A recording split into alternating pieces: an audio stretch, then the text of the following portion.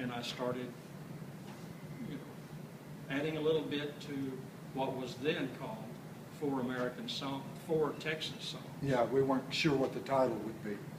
And I guess things really ramped up about 3 years ago, correct? Maybe less time than that. Maybe a couple of years ago. It's been very recently that this project got off the ground. So maybe I can step in at this point and tell you that I was born in Texas in a town which no longer exists, a town called New Gulf, which used to be the home of the Texas Gulf Sulphur Company, and nobody lived there except people who worked for the company. It's a wonderful little town, actually. I got a good education there, and the one piano teacher there in town actually was a really trained musician, and I mean, I owe her really big time because that opened the door of music to me in a serious way. And then we moved to Beaumont, where I got to, because we lived on the wrong side of town, where all the industries paid big money to the school district, and we had very luxurious music programs there. We had an orchestra, we had a band. I learned to play the trombone, I learned to play the cello. I got to experiment with all kinds of instruments there, and they even would let me try out my fledgling composition ideas by putting them in our school orchestra folders, and they'd read them, and I'd say, that doesn't sound too bad, or oh, that doesn't work at all.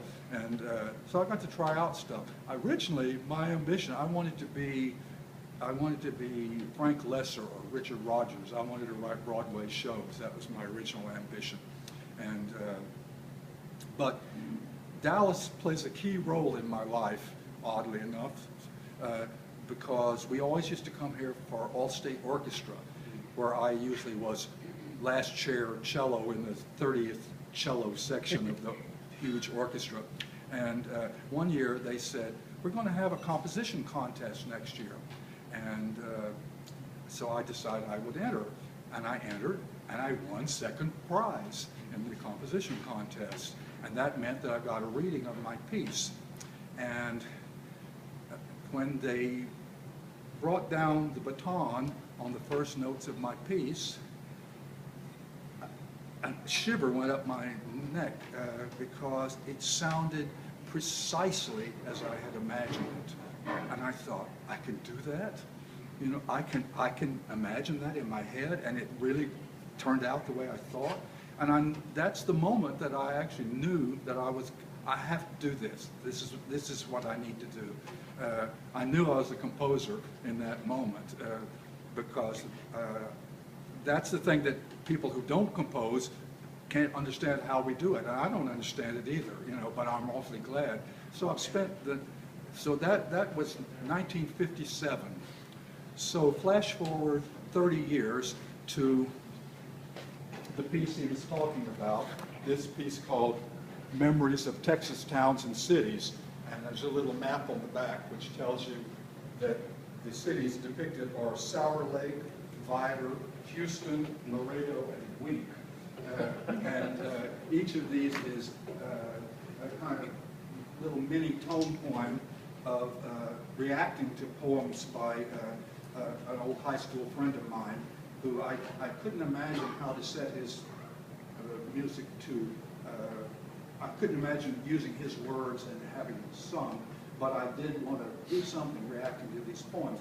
So that's the work that Charles heard, and I really liked that piece a lot. And it was written originally for a group in Philadelphia that gave a rather bad performance of it. And then Dan Welcher at the University of Texas heard about the piece and really was excited about it, and he gave a very good performance of it, and complete with slides that went along with it, and the poet was there reading his poems, and it was a whole multimedia show. And I got a review that I've always treasured. It said, Texas depicted perhaps for the first time with a genuinely modernist sensibility. And so that made me really happy. So that's where we met, and I don't know whether I already had your volume, Dreaming at the Wheel, but either acquired it shortly after, or I already knew it, I think, maybe at the time. I can't remember the circumstances. I don't remember. But the 4 poems that you will hear in the piece that we are collaboratively involved in here, these are the ones that originally immediately attracted me. And I had this in the back of my mind of wanting to do this project. But there always needs to be an outlet. I'm not a composer who gets up and says, you know, I've never written a trumpet sonata. I really should do that. But if some trumpet player came to me and said, I like your music, I wish you'd write something for me, then I get inspired. You know, I don't have a string quartet because no string quartet ever asked me, you know. But I guarantee you I would be so inspired as soon as the Juilliard Quartet walked up and said, here's a commission, you know. So I need to know the actual personalities of the people that I'm writing for. So I really owe Maria greatly for this because she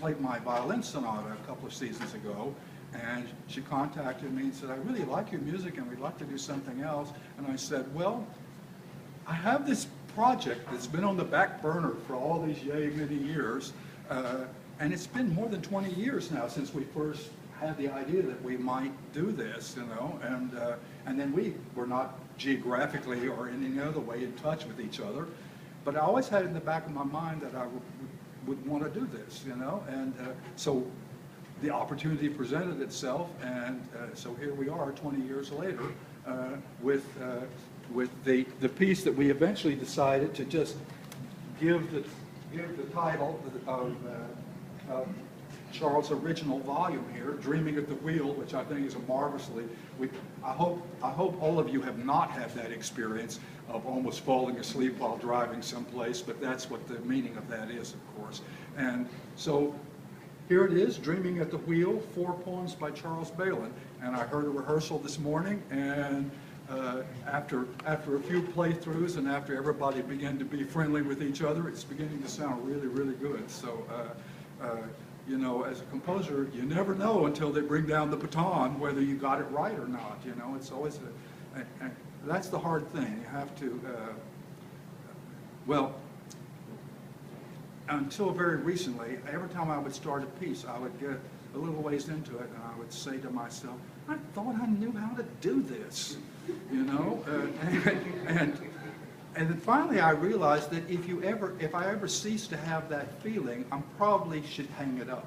Because that's what the whole thing is. You have to be willing to just step off into the void and see where it goes.